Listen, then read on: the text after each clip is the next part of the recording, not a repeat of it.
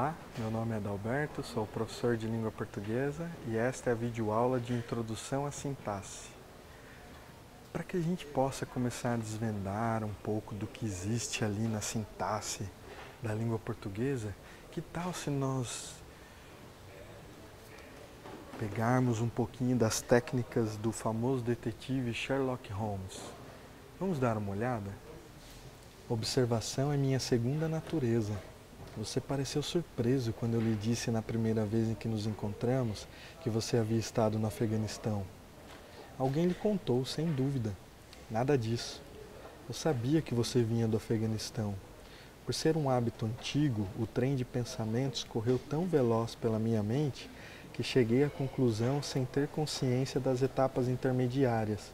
No entanto, essas etapas existiram. O raciocínio foi o seguinte: temos aqui um cavalheiro com jeito de médico, mas que também tem um ar de militar. Trata-se de um médico do exército, evidentemente. Acabou de vir dos trópicos, uma vez que seu rosto está bronzeado e esta não é a cor natural de sua pele, pois seus pulsos são claros. Passou por doenças e privações, seu rosto abatido denuncia. Feriram-lhe o braço esquerdo, pois o mantém rígido em uma postura nem um pouco natural. Onde nos trópicos um médico do exército britânico enfrentaria adversidades e poderia ter seu braço ferido? No Afeganistão, é claro. Toda essa trajetória de pensamentos não levou nem um segundo. Aí então comentei que você vinha do Afeganistão e deixei-o espantado. Do modo como você explica, tudo parece muito simples, falei sorrindo. Sherlock Holmes levantou-se e acendeu seu cachimbo. Neste trecho, Holmes está explicando para Watson como que se deu todo o processo de pensamentos, deduções, de relação, de ideias que Holmes fez quando conheceu aquele que seria seu grande amigo Watson. Ao desvelar para Watson todo esse trajeto, Watson fica espantado e diz inclusive que do jeito que Holmes explica, parece ser até algo natural. Estamos aqui diante de um enunciado. O enunciado é algo que se diz ou escreve para que faça sentido para alguém. Quando olhamos a maneira com que Holmes relaciona elementos, busca sentidos que pareciam escondidos e, enfim, desvenda mistérios que estavam até então ocultos, nós podemos tomar ali algumas ideias e empregarmos aos enunciados. Nós podemos também olhar para os enunciados e relacionar elementos, buscar os sentidos que são construídos nessas relações e assim chegar a níveis de análise que pareciam até então ocultos. Vamos entender um pouquinho então como que funciona essas relações e esses elementos nos enunciados? Veja só esse enunciado. Sherlock Holmes é um detetive fantástico. Temos aqui uma característica, um detetive fantástico, atribuída a um sujeito, Sherlock Holmes. E essa característica é atribuída a esse sujeito por meio do verbo ser, ali conjugado na forma então é. Sherlock Holmes é um detetive fantástico. Num enunciado cuja organização dos elementos está construída em torno de um verbo, chamamos de oração. Então, podemos deduzir que sempre que tivermos um verbo, teremos ali uma oração. Vamos nos aprofundar então um pouco mais sobre os elementos ali que compõem a oração. No caso do nosso exemplo, Sherlock Holmes é um detetive fantástico. Sherlock Holmes, veja só, é um suporte ali sobre o qual recai uma declaração, a de que ele é um detetive fantástico. A esse suporte sobre o qual recai uma declaração por meio de um verbo, nós chamamos de sujeito. Em linhas gerais, o sujeito é aquele que vivencia um estado ou que exerce alguma ação ali no enunciado. Quando falamos de sujeito, precisamos ter em mente que é, na verdade, uma função sintática. Então, embora nos remeta à ideia de que seja uma pessoa, assim como no nosso exemplo, não quer dizer que necessariamente seja apenas pessoas que exerçam a função de sujeito. Veja só esses outros exemplos. A chave caiu no fosso, a inteligência não é um dom, o caso foi resolvido. Veja só, todos os elementos ali exercem a função de sujeito e não são necessariamente pessoas. Então, vale a pena sempre lembrar que a função de sujeito é uma função sintática e qualquer palavra que esteja relacionada ali ao verbo pode exercer essa função. E quanto ao que se declara ali na oração? É um detetive fantástico. A declaração que recai sobre o sujeito nós chamamos de predicado. Dentre os mais variados tipos de relação, dentre as diversas funções sintáticas que as palavras podem exercer ali dentro da oração, a relação de sujeito e predicado é considerada uma relação essencial, é a mais fundamental, porque esse tipo de relação vai estar presente a princípio, em todas as orações. Você vai ver, a gente vai prosseguindo aqui e aprofundando um pouco mais nessa ideia de que sujeito e predicado são os termos essenciais da oração. Da mesma forma como um bom detetive o faria, nós também podemos nos valer de algumas estratégias investigativas para que possamos buscar ali dentro da oração o sujeito e, por conseguinte, o predicado. Vamos ver quais técnicas seriam essas. Watson conheceu Holmes no Hospital Barts. O primeiro artifício que podemos usar para identificar o sujeito dessa oração é buscar ali o verbo. O verbo vai ser sempre a nossa primeira pista. Então podemos ver ali que conheceu é o verbo dessa oração. Encontrando o verbo, nós devemos agora fazer algumas perguntas elementares. Quem é que, ou o que é que? Quem é que conheceu Holmes no Hospital Barts? A resposta nós teremos já um indício de qual é o sujeito dessa oração. Para que a gente possa tirar a prova e realmente verificar se esse é o sujeito, podemos pensar que sempre vai existir a concordância entre o verbo e o sujeito, em pessoa e número. Então olhamos ali que Watson conheceu. Assim deduzimos que Watson é o sujeito dessa oração.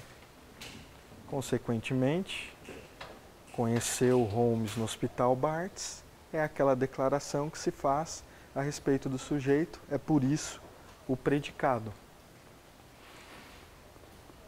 Nas orações, nas diversas orações, podem existir diferentes tipos de sujeito.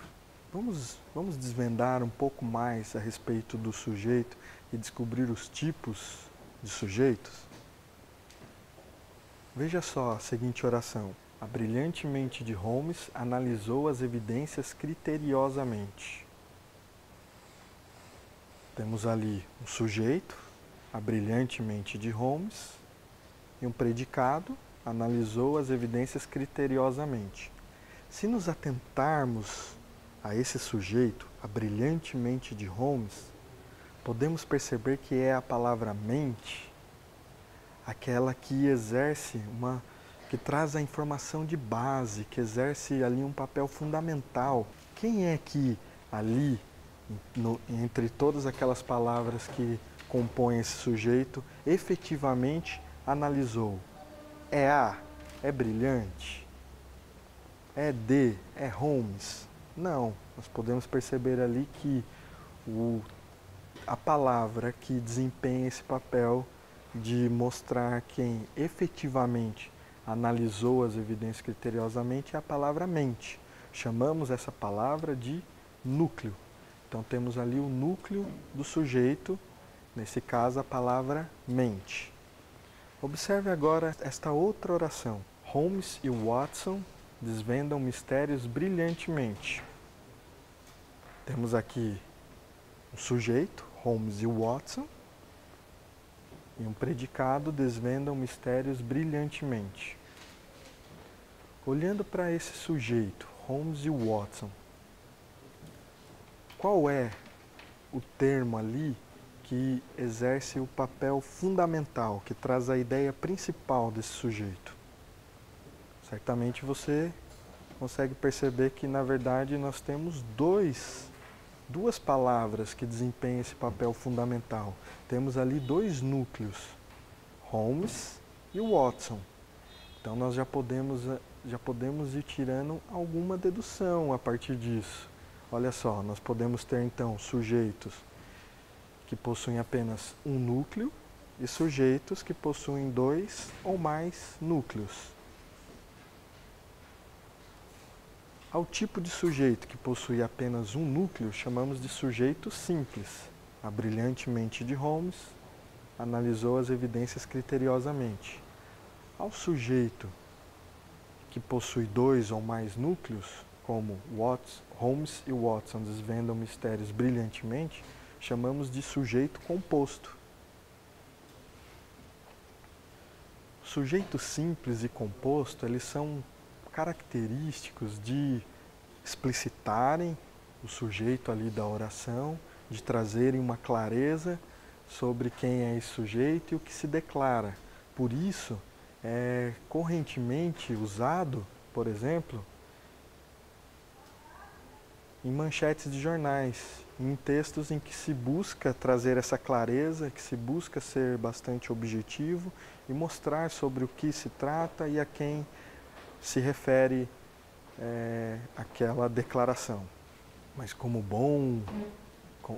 são os bons casos de mistério, nem sempre o sujeito está ali tão evidente. Veja só se você consegue descobrir o sujeito dessa próxima oração.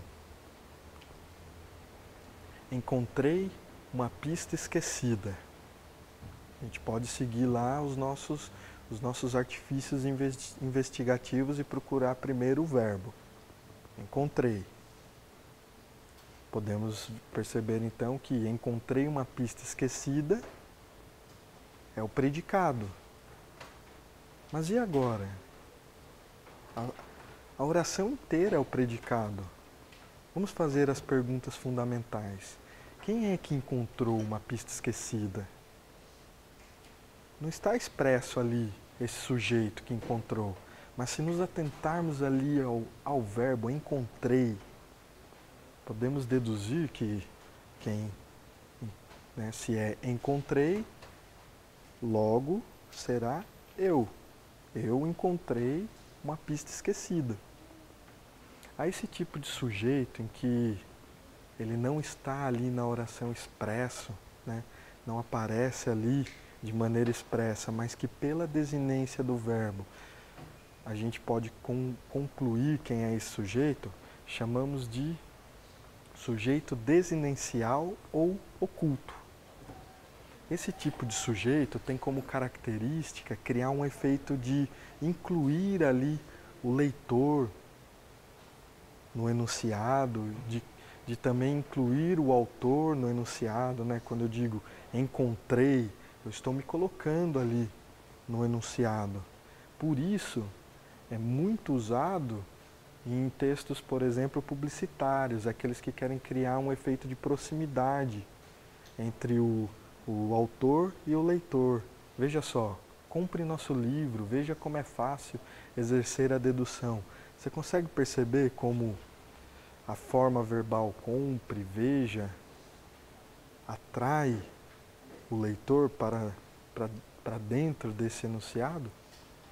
Vamos ver se a gente consegue descobrir agora mais coisas a respeito do sujeito. Observe essas duas orações. O chefe de polícia disse que este é um caso impossível. Disseram que este é um caso impossível. Vamos olhar a primeira oração. O chefe de polícia é o sujeito. Disse que este é um caso impossível, é o predicado atribuído a esse sujeito. A gente consegue perceber ali claramente quem é o sujeito, o chefe de polícia. Temos ali um sujeito simples.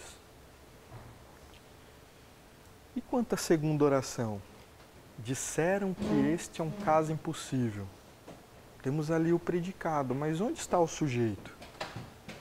Pela desinência do verbo, será que a gente consegue descobrir quem é esse sujeito? Disseram. Veja só, pode ser qualquer um. Não podemos ter certeza de quem é que disse que este é um caso impossível. É uma afirmação bastante imprecisa. Sabemos que, de fato, foi alguém disse que este é um caso impossível, mas não sabemos exatamente quem. A esse tipo de sujeito, chamamos de sujeito indeterminado.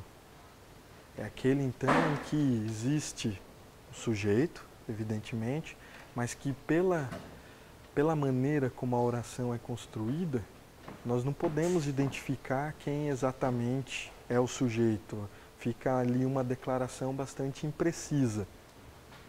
Em língua portuguesa, há duas formas de se indeterminar o sujeito. A primeira, como no exemplo que a gente viu, e como nesse outro exemplo aqui, não deixaram nenhuma pista. Se dá quando colocamos o verbo na terceira pessoa do plural, assim criamos ali um efeito de que não se sabe exatamente quem é esse sujeito. Uma outra forma é usar o verbo na terceira pessoa do singular, justaposto ao pronome se, ali, índice de indeterminação do sujeito. Como no exemplo, vive-se em um mundo conturbado. Quem é que vive-se em um mundo conturbado? São todas as pessoas, é qualquer pessoa. Então temos ali um índice de indeterminação do sujeito e essas são as duas formas de se indeterminar o sujeito. Quando pensamos no sujeito indeterminado, não quer dizer exatamente que o enunciador não saiba quem é o sujeito ao produzir o seu enunciado. Pode-se, na verdade, buscar alguns efeitos. Veja só. Disseram-me que você está envolvido. Sabe-se quem disse, mas esse enunciador aqui, ele não quer revelar, ele não quer mostrar quem é que disse. Olha só o outro exemplo. Fizeram uma grande arruaça no centro da cidade. Nesse caso aqui, indica-se uma ação que diz respeito a um grupo, é uma fonte desconhecida, mas existe o praticante da ação. Olha o outro exemplo. Estão batendo a porta. Usa-se aqui um sujeito indeterminado, com o verbo na terceira pessoa do plural. Mas sabe-se que é uma única pessoa que está batendo a porta. Vimos até então o sujeito simples, o sujeito composto, o sujeito oculto ou desinicial e o sujeito indeterminado. Será que existe algo como um crime perfeito em que não existiria um sujeito, em que não seria possível identificar esse sujeito? Vamos ver, veja só esta oração. Pelo aspecto do gramado, choveu na noite anterior. Temos aqui um verbo, choveu. Mas quando nós recorremos à nossa tática investigativa de perguntar ao verbo quem é que choveu, veja só, é algo que não faz sentido, não faria tanto sentido quem é que choveu para essa oração. Poderíamos pressupor que seria ele choveu. Mas soa como um raciocínio um tanto quanto descabido. Ele choveu. Diante de orações como essa, nós não somos impelidos a buscar quem é que é o sujeito, qual é aquele termo sobre o qual recai a informação ali contida no predicado. Olha só um outro exemplo. Hoje nevou sem parar. Quem é que nevou? Ele nevou? Não é possível identificar ali quem é esse sujeito. Não faz sentido buscar quem é esse sujeito. Estamos, na verdade, diante de verbos chamados impessoais, ou seja, aqueles que não dizem respeito a nenhuma pessoa, a nenhum sujeito. Temos então aqui casos de oração sem sujeito. E as orações sem sujeitos também são formadas por um número um tanto quanto limitado de verbos. Vamos dar uma olhada quais são as possibilidades de existirem orações sem sujeito. Há momentos em que não encontramos uma lógica nos fatos. Quando o verbo haver é usado no sentido de existir. O caso foi arquivado faz 5 anos. Era a hora do almoço. Quando temos o verbo fazer e o verbo ser indicando tempo decorrido, temos ali então situações em que teremos orações sem sujeito. Mas, continuando na nossa análise investigativa, precisamos entender a cena como um todo. Nós ali analisamos os tipos de sujeito, verificamos os diferentes tipos de sujeito. Mas e os outros elementos? E o que se declara a respeito de sujeito? Quem é esse sujeito? Que característica esse sujeito possui? O que esse sujeito fez? Vamos olhar então mais de perto os tipos de predicado? Meu amigo caminha de um lado para o outro da sala. Temos lá o verbo caminha. Quem é que caminha? Meu amigo. Temos o sujeito, meu amigo. Caminha de um lado para o outro da sala. Temos o predicado. Se nos atentarmos aqui a esse predicado, qual seria o elemento fundamental ali? Que termo será dentro desse predicado? Caminha de um lado para o outro da sala, traz a ideia fundamental, a ideia principal. Evidentemente, é o verbo, caminha. Veja só, olhando para esse verbo, é possível que a gente forme uma imagem mental da ação do meu amigo caminhando de um lado para o outro da sala. Dizemos então que nesse tipo de oração, em que temos um verbo, em que é possível que formemos uma imagem mental da ação, do que está acontecendo ali, dizemos que o verbo é um núcleo, estamos diante de um predicado verbal. Veja agora outro exemplo. Holmes, na noite passada, não dormia. Temos aqui um sujeito, Holmes, e um predicado. Na noite passada não dormia. E a informação principal ali nesse predicado é a de que ele não dormia. Logo podemos dizer que o núcleo desse predicado encontra-se ali no verbo dormia. Podemos formar uma imagem, uma ideia de que Holmes não dormia.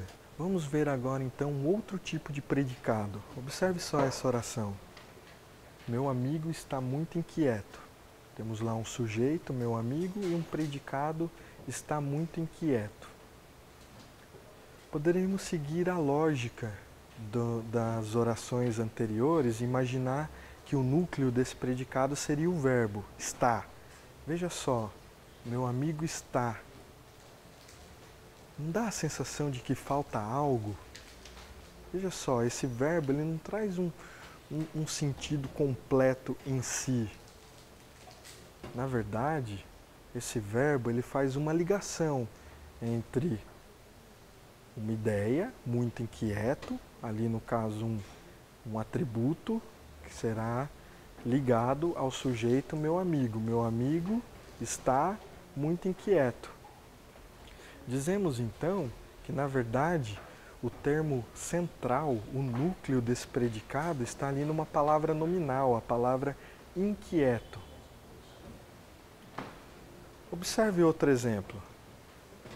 As feições e a figura eram de uma mulher de uns 30 anos.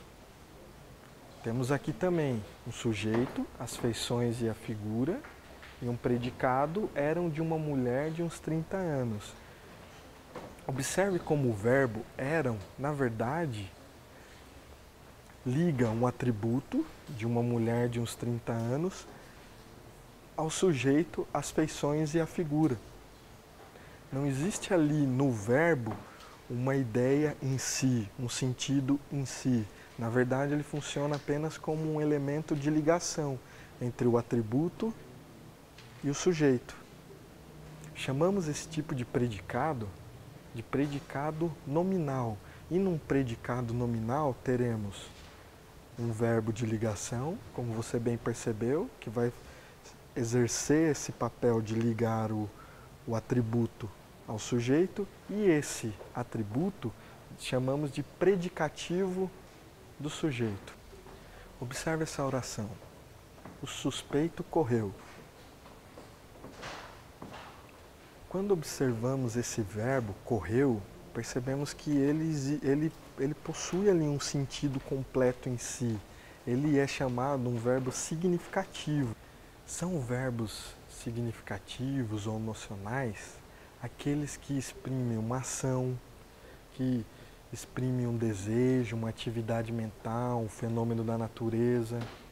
Por exemplo, verbos como correr, analisar, pular, chover, estudar, cair, pensar, são todos verbos que carregam a ideia do processo que eles exprimem em si mesmos.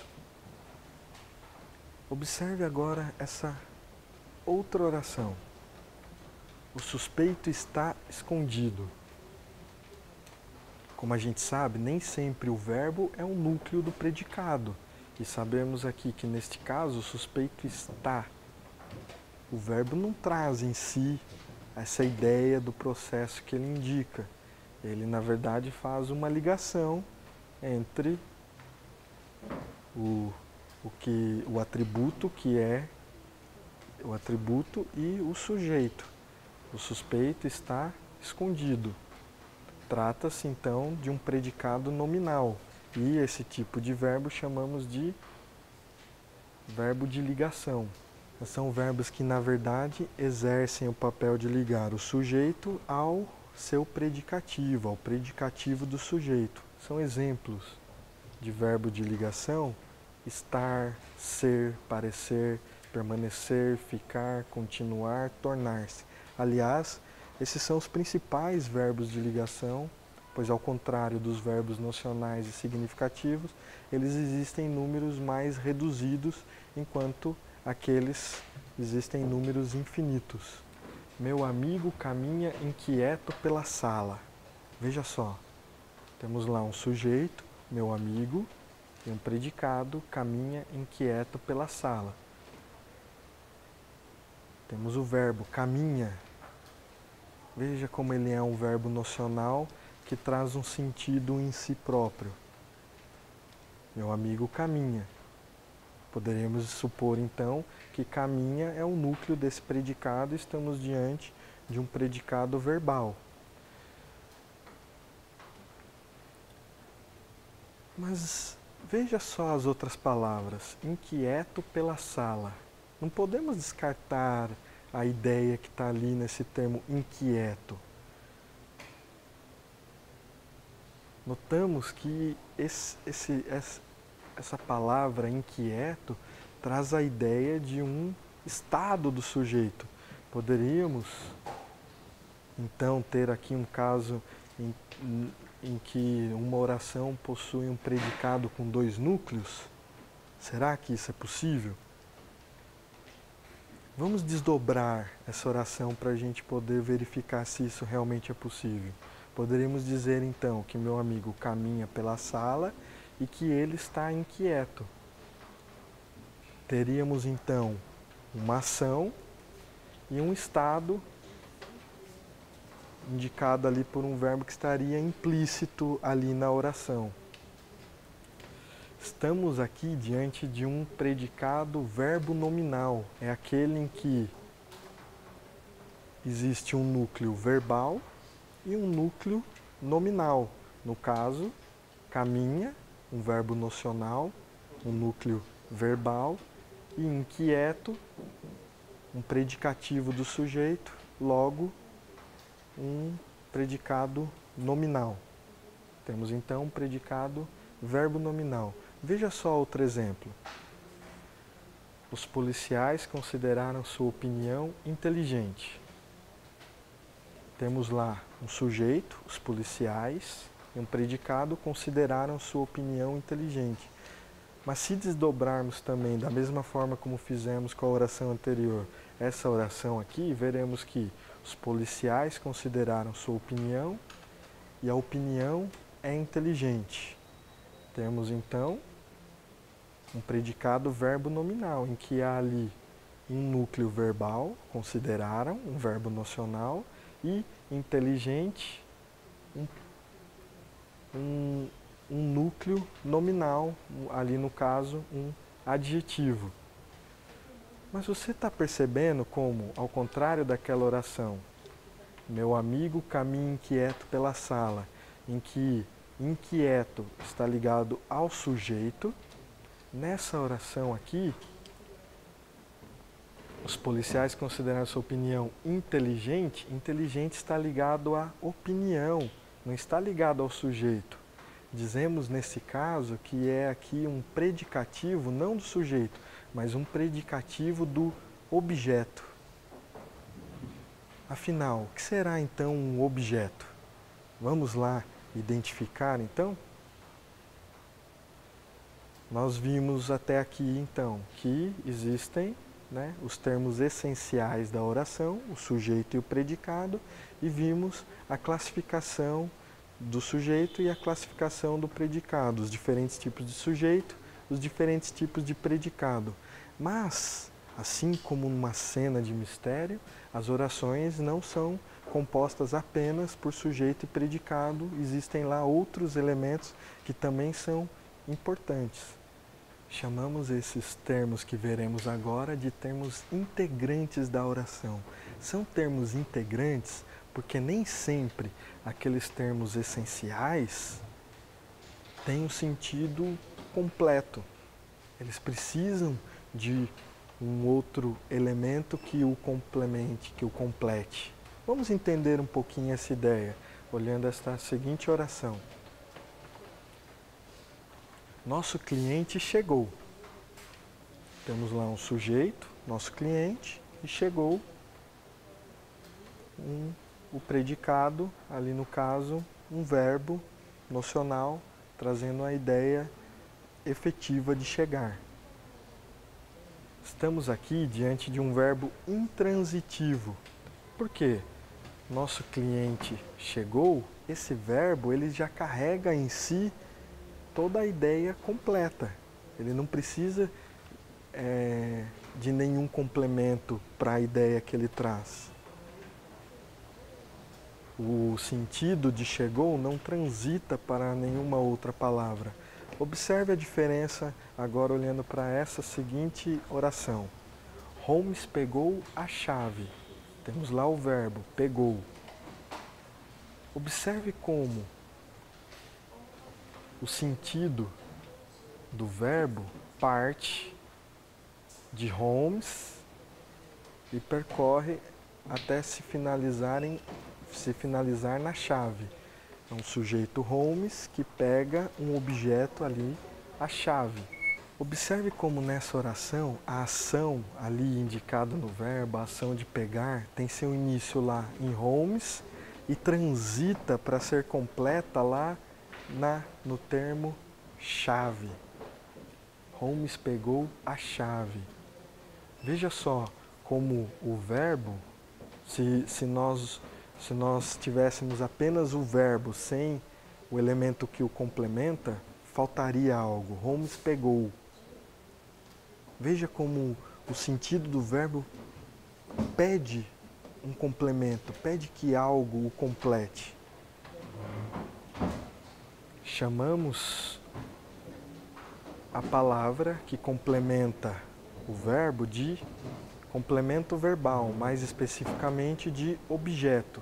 E a esse tipo de verbo cujo sentido transita para um outro elemento, cujo sentido não está lá completo em si, mas que precisa ser complementado, chamamos de verbo transitivo. Vamos entender um pouquinho melhor sobre verbos transitivos e seus respectivos objetos. Veja só essas duas orações. Ela comprou o silêncio deles. O estrangeiro não reclamou de nada. Vamos olhar lá para a primeira oração.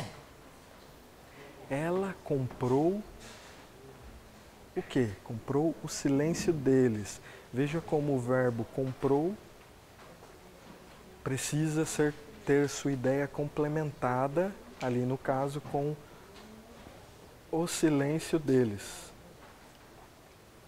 Na oração 2, o estrangeiro não reclamou de nada. Veja como o verbo reclamou tem seu sentido complementado pelas palavras de nada. O estrangeiro não reclamou de nada.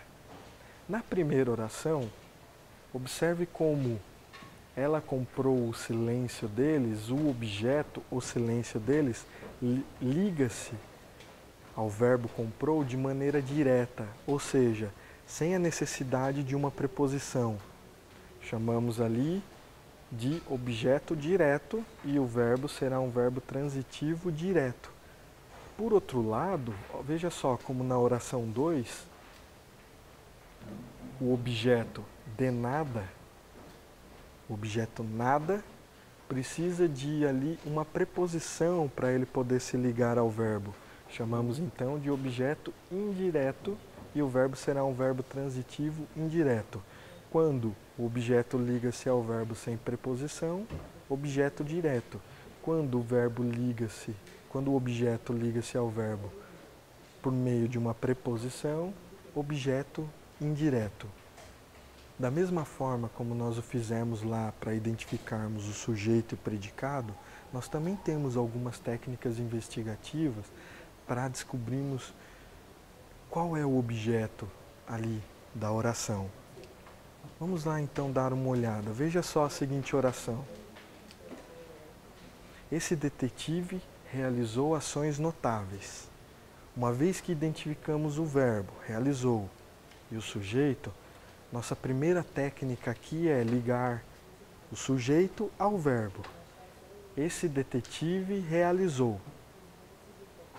Depois de unirmos o sujeito ao verbo, nós fazemos agora as perguntas elementares. O que esse sujeito realizou? Ou, fosse o caso, quem esse sujeito realizou? A resposta, ações notáveis, será o objeto direto. Vejamos agora um outro exemplo para a gente empregar os nossos artifícios, as nossas técnicas investigativas. O suspeito investiu contra o cavalheiro desprevenido. Vamos lá então, unimos o verbo ao sujeito, o suspeito investiu, e agora fazemos algumas perguntas também elementares, mas agora vamos colocando preposições que se adequem ali ao predicado que está expresso. O suspeito investiu em que, em quem, a quem, de que, a que, no caso ali, contra quem. A resposta será o objeto indireto. Então, retomando, sempre que tivermos um objeto ligado ao verbo sem preposição, teremos um objeto direto. E, ao buscarmos ali o objeto e percebemos que ele está ligado ao verbo por meio de uma preposição, teremos o objeto indireto, no caso aqui, contra a preposição, o cavalheiro desprevenido, o objeto indireto. Observe agora esta oração aqui. Mandei um telegrama ao meu amigo. Mandei um telegrama. Temos ali, né, um sujeito oculto, no caso eu, mandei. E podemos perguntar ali então, mandei o quê? Mandei um telegrama.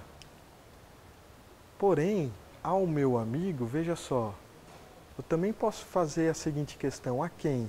Mandei um telegrama ao meu amigo. Temos aqui, então, poderíamos supor que temos ali um complemento sem uma preposição, um telegrama, e um complemento que se vale de uma preposição, ao meu amigo. Será que estamos no caminho certo realmente? Vamos ver uma outra oração.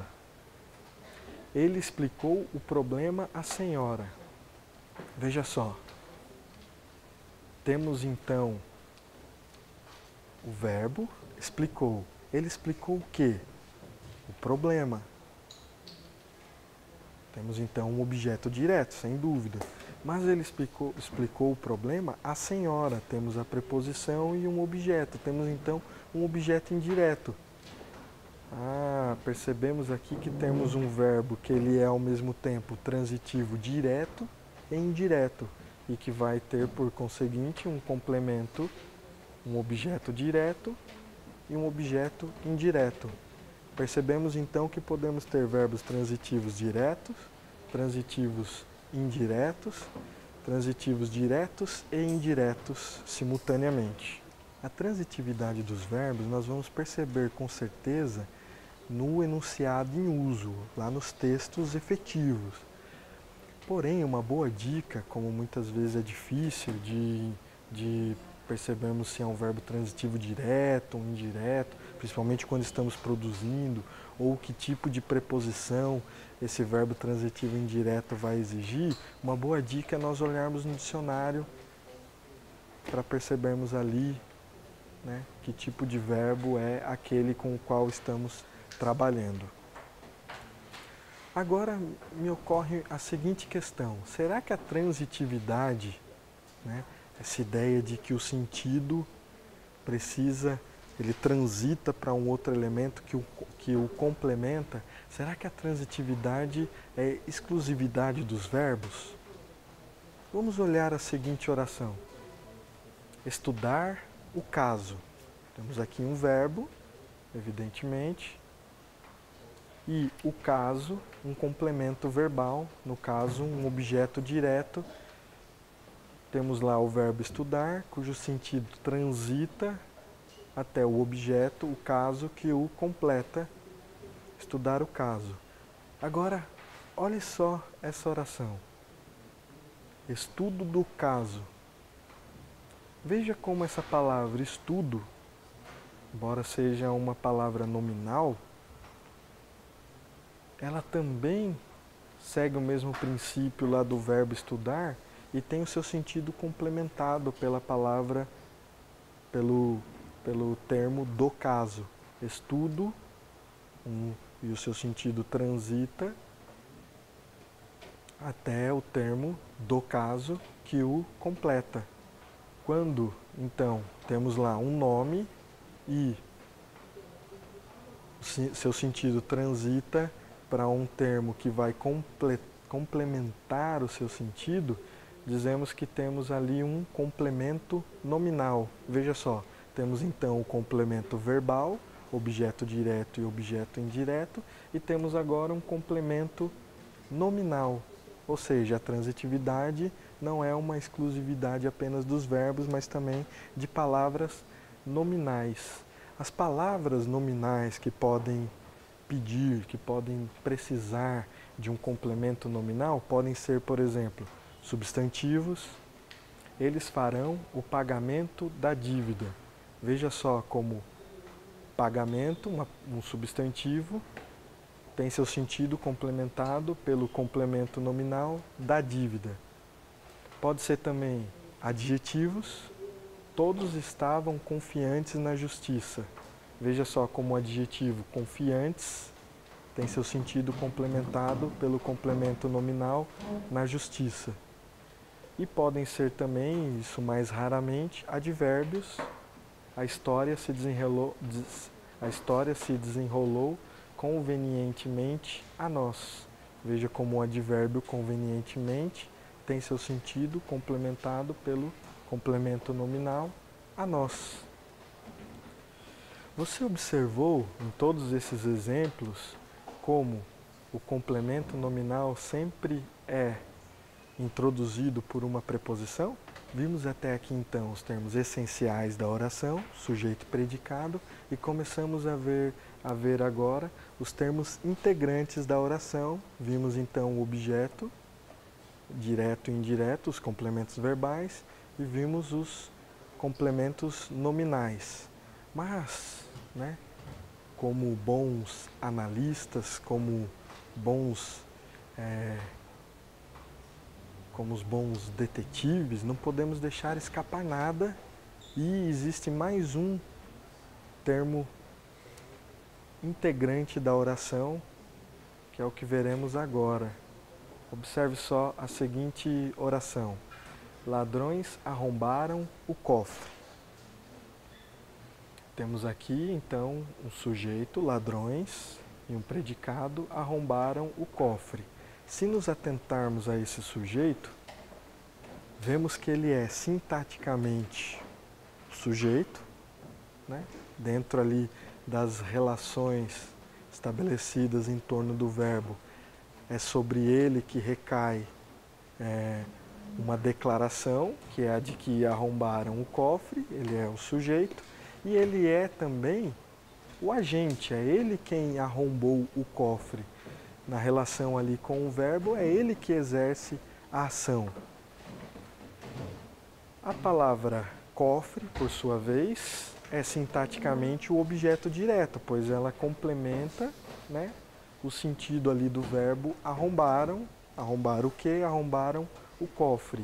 E é semanticamente, ou seja, no seu sentido, traz a ideia de ser o paciente da ação. O ladrão é o agente, o cofre é o paciente. O ladrão é que exerce a ação e o cofre é aquele que recebe a ação. Quando temos essa concomitância, de que o sujeito é ao mesmo tempo agente e o objeto é ao mesmo tempo paciente, dizemos que a nossa oração está na voz ativa. Olha agora a seguinte oração: o cofre foi arrombado por ladrões. Veja só como teve ali uma inversão na maneira de se produzir essa oração. Temos lá o sujeito, o cofre, mas esse sujeito, na verdade, não é o agente. Ele é o paciente, é ele que recebe a ação de ser arrombado. Quando não temos essa concomitância entre sujeito e paciente, dizemos que a oração está na voz passiva. E o termo por ladrões vai ser o que entendemos por agente da passiva. Ora, aquele elemento que na voz passiva é quem exerce a ação. Vejamos outro exemplo em que há a voz passiva. A carta foi datilografada pelo Senhor. Veja só, temos lá o sujeito, a carta. Mas não é esse sujeito que exerce a ação de datilografar. Quem exerce a ação é o Senhor, por isso o agente da passiva. O agente da passiva é normalmente introduzido por preposições. Na maioria das vezes por e as suas contrações, pelo, pela, pelos, pela. Continuando então no nosso trabalho investigativo das relações sintáticas ali das nossas orações, nós vimos então os termos essenciais, os termos integrantes, mas não podemos deixar escapar nada. Vamos ver agora então os termos acessórios, aqueles elementos que, por mais que possam ser dispensáveis ali na oração, eles exercem um papel fundamental, dando características, dando especificidades dos elementos ali dentro da organização sintática das orações. Vamos dar uma olhada nessa oração. Em Londres, as pessoas ainda estão realmente preocupadas. Temos aqui o sujeito, as pessoas, o verbo de ligação, estão, e um predicativo do sujeito, preocupadas. Mas e os outros elementos? Em Londres, ainda, realmente.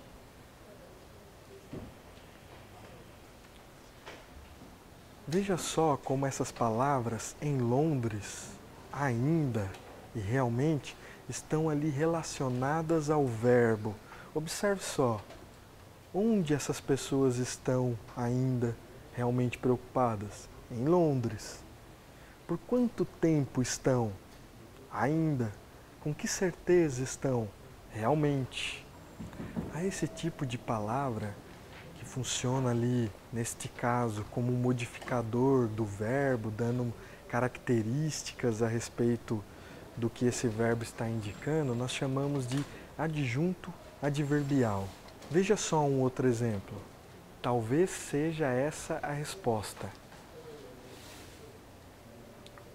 Veja só, temos o verbo seja e esse talvez funcionando ali como um modificador, trazendo um sentido de dúvida ao verbo. Temos então ali um adjunto adverbial. Olha só um outro exemplo. É um caso muito interessante. Nós temos ali o adjetivo interessante e essa palavra muito como um quantificador que traz ali uma maior intensidade a esse adjetivo interessante. Então temos que o adjunto adverbial, ele é um modificador do verbo, mas ele também pode funcionar como um modificador de adjetivos e também de advérbios.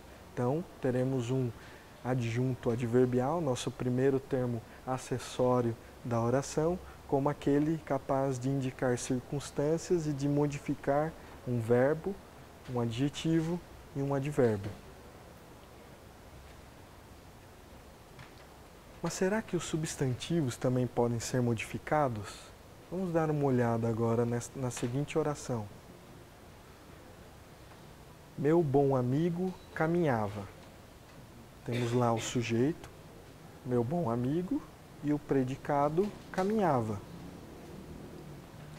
Percebemos que o núcleo desse sujeito é amigo, quem caminhava era o amigo.